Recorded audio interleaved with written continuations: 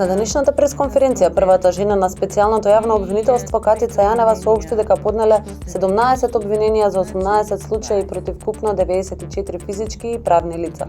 Материјалите од сите обвиненија беа ставени во купови пакети кои што уште денеска беа однесени во кривичниот суд. Јанева потенцираше дека обвиненијата се резултат на 10-месечната работа на обвинителството со кое раководи таа.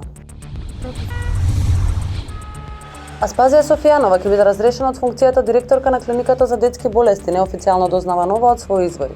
Иако за неа имало силни лобирања и притисоци, наводно одлуката за нејзина смена била донесена денеска.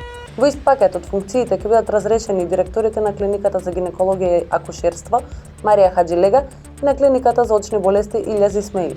Нашите извори велат дека се уште не е одлучено кој ќе седне на директорското столче во клиниката за гинекологија, а клиниката за очни болести ќе ја води Беким Татеш. Јавната седница за случајот Монструм денеска е повторно одложена. Новата седница е закажана за 12 септември. Адвокатите појаснија дека јавниот обвинител претходно барал одложување на неопределено време за да може Врховниот суд да ги прибави доказите и новите факти кои веројатно ги поседува СЈО.